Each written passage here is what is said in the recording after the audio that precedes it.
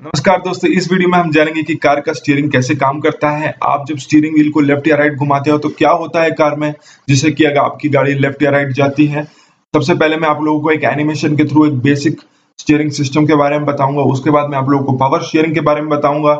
Power steering में भी different तरह के पावर स्टीयरिंग कौन कौन से हैं, आपको क्यों पावर स्टीयरिंग चाहिए, मेंटेनेंस के टिप्स बताऊंगा। और उसके अलावा मैं आप लोगों के रियल कार के रियल पार्ट्स में ले जाकर के उसमें आपको एक स्टीयरिंग सिस्टम को एक्सप्लेन करूंगा। अगर आप इस चैनल पे नए हैं तो मैं आपको बता दूं, इस चैनल पे car repair videos, car reviews, latest news updates और कार ड्राइविंग ट्यूटोरियल्स आते रहते हैं। तो आपका सब्सक्राइब करना और बेल आइकन प्रेस करना बनता है, तो प्लीज सब्सक्राइब करें और बेल आइकन जरूर प्रेस करें। तो दोस्तों, अगर हम स्टीयरिंग व्हील की बात करें तो जब आप स्टीयरिंग व्हील को घुमाते हैं तो उसके साथ एक स्टीयरिंग कॉलम या स्टीयरिंग शाफ्ट अटैच्ड होता है, वो भी साथ में घूमता है। और पिनियन गियर जो उसके साथ इंटरलॉक हो जाता है वो भी साथ में घूमने लगता है, जिसकी वजह से स्टीयरिंग रैक घूमता है, जिस तरह से आप एनिमेशन में देख सकते हैं। स्टीयरिंग रैक के एक तरफ घूमने पर जो टायर रॉड्स होते हैं वो उसके साथ जो अटैच होते हैं वो पिवट पॉइंट्स के रूप में बिहेव करते हैं और आपके टायर्स एक तरफ या दूसरी तरफ मूव करता है। जब आप लेफ्ट की ओर टर्न करते हैं तो आपकी जो रॉड्स है, रैक है, वो राइट की ओर मूव करता है, जिसकी वजह से पिवट पॉइंट्स टायर को लेफ्ट की ओर मूव करते हैं। उसी तरह जब आप राइट की ओर अपने स्टीयरिंग व्हील को घुमाते हैं तो रैक लेफ्ट की ओर मूव करता है, आपके टायर राइट की ओर मूव करते हैं। तो इस हिसाब से आपके स्टीयरिंग व्हील और स्टीयरिंग सिस्टम काम करता है। ये तो हो गया बेसिक स्टीयरिंग सिस्टम के बारे में। अब हम लोग पावर स्टीयरिंग के बारे में जानने की कोशिश करेंगे।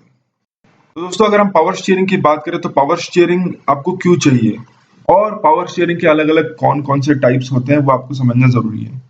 देखिए, पावर स्टीयरिंग आपको इसलिए चाहिए कि अगर आपको लेफ्ट या राइट आपको रैक और पिनियन मेथड से लेना पड़े तो आपको काफी ज्यादा फोर्स लगेगा, तब जाके आपका राइट लेफ्ट या राइट होगा। ठीक है, लेकिन अगर आप पावर स्टीयरिंग के साथ अगर आप ये करें तो पावर स्टीयरिंग में जो आपका फोर्स है स्टीयर करने का वो मल्टीप्लाई हो जाता है।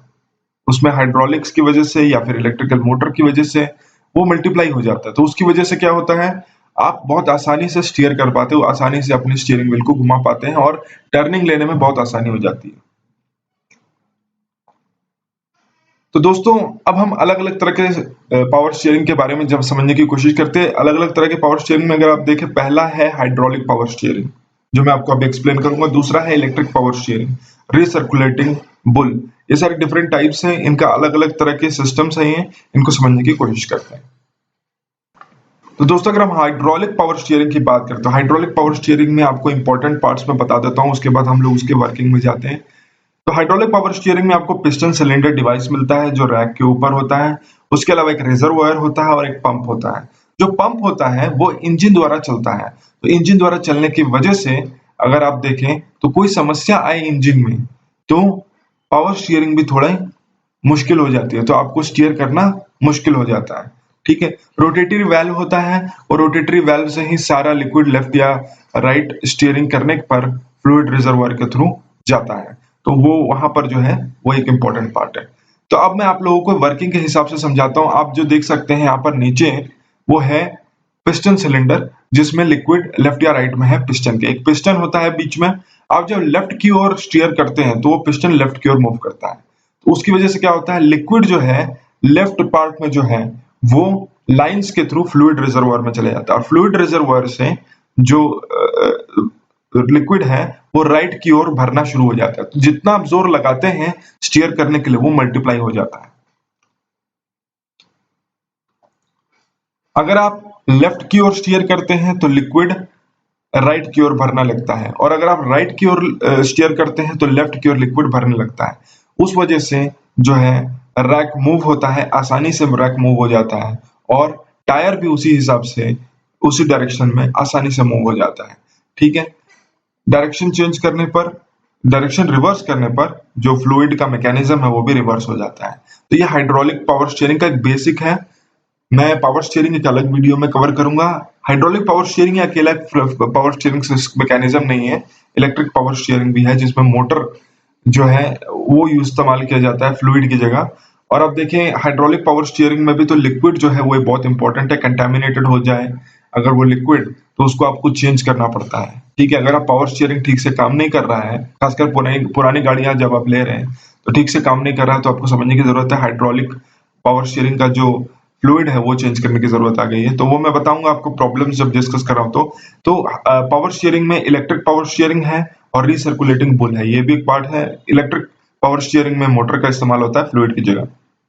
तो दोस्तों अब हम हाइड्रोलिक स्टीयरिंग सिस्टम को समझने की कोशिश करते हैं। तो दोस्तों यहाँ पर जो है स्टीयरिंग व्हील का इनपुट मिलता है। स्टीयरिंग व्हील का इनपुट फिर आपके शाफ्ट के थ्रू पास होकर के पिनियन में जाता है। पिनियन जो है यहाँ पर आपके पिस्टन सिलेंडर सिस्टम के ट्यूब के साथ कनेक्टेड है और उसमें अगर आप देखें तो यहाँ पर दो लाइंस दिए गए हैं। एक लाइन जो है रिजर्वायर की तरफ जाता है, दूसरा लाइन पंप की ओर जाता है, ठीक है। और यहीं अगर आप देखें तो ये जो है आपके रैक वो कनेक्टेड होता है टायर्स के साथ, ठीक है। और यहाँ पर जो है टायर्स के साथ कनेक्टेड होता है जिससे आपकी टर्निंग सक्सेसफुल होती है, लेफ्ट या राइट टर्न यहाँ से हो पाता है, ठीक है। तो दोस्तों अगर मैं मेंटेनेंस की बात करूं तो मेंटेनेंस में आपको समझना चाहिए कि दो तरह के प्रॉब्लम्स जो कॉमन होते हैं आपके स्टीयरिंग व्हील में फ्यूचर में आ सकते हैं।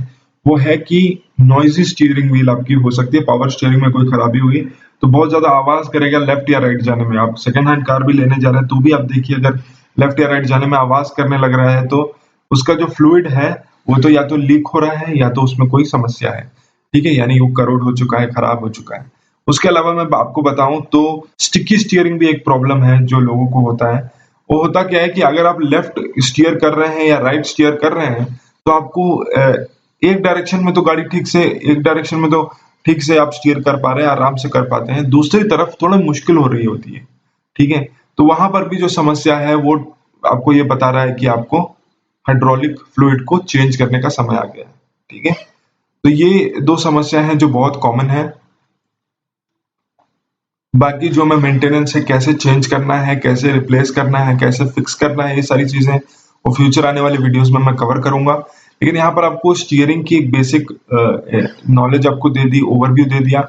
उसके अलावा मैं एक और चीज बताऊं तो एक प्रॉब्लम होती है लोगों को जब आप हाई स्पीड पे हाईवे पे ड्राइव करते हैं तो आपको देखते हैं कि वहां पर जब आप राइट टर्न ले रहे होते हैं या लेफ्ट टर्न ले रहे होते हैं, ठीक है, तो उस टाइम पे जो है आपकी स्टीयरिंग व्हील उतनी आसानी से आपको स्टीयर नहीं करने देती। मतलब क्या है, जो फोर्स होता है आगे जाने का उस वो काफी नहीं होता। अगर आपको एकदम कर्व आ जाए टर्न, आपने रेसिंग कार्स खास करके रेसिंग ट्रैक पे देखा होगा कि कर्व आसानी से आ जाती है, तो हाई स्पीड पे वो लोग ड्राइव कर रहे होते हैं तो कैसे वो इतनी आसानी से कर्व कर पाते हैं, इतनी आसानी से टर्न कर पाते हैं।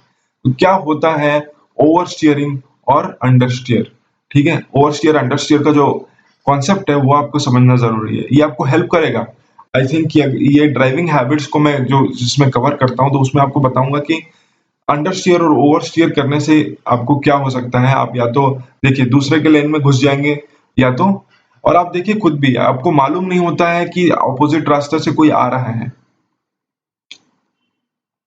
और आप बहुत हाई स्पीड में टर्न कर रहे होते हैं या काफी बहुत ज्यादा हाई स्पीड में नहीं भी तो 40 के स्पीड पे चलिए, थर्ड गियर में है, पूरा खाली है, अब तक कोई नहीं है, अचानक से ट्रक आ जाती है तो उस टाइम पर आपने अगर इस तरह का, और टर्न क्या का मतलब ये नहीं कि मैं बोल रहा हूँ शार्प टर्न, कभी कभी ऐसा होता है टर्न मतलब हल्का सा टर्न होता है तो वहां पर आप हाई स्पीड में टर्न कर रहे होते हैं तो होता क्या है, आप अगर ओवर स्टीयर कर जाए तो आपका एक्सीडेंट हो सकता है, ठीक है। तो आपको समझने की जरूरत है ये ओवर स्टीयर और अंडर स्टीयर का कॉन्सेप्ट आपको समझने की जरूरत है कि आप क्या करें कि आप ओवर स्टीयर ना कर जाए या अंडर स्टीयर ना कर जाए, ठीक है। यानी कि आप जो लेन में जा रहे हैं, जिस डायरेक्शन में आपको जाने का एम था वहीं पर आप जाएं, ठीक है। अब ज्यादा राइट या ज्यादा लेफ्ट जो फोर्स है आपकी गाड़ी का उसके हिसाब से ना हो, ठीक है। तो ये इंपॉर्टेंट चीज है, ये मैं कवर करूंगा एक वीडियो में, ये ड्राइविंग हैबिट्स के बारे में। और अगर आपको ये वीडियो अच्छा लगा तो प्लीज लाइक करें और शेयर करें और जरूर सब्सक्राइब करें और बेल आइकन जरूर प्रेस करें। तो दोस्तों अगले वीडियो में मिलते हैं।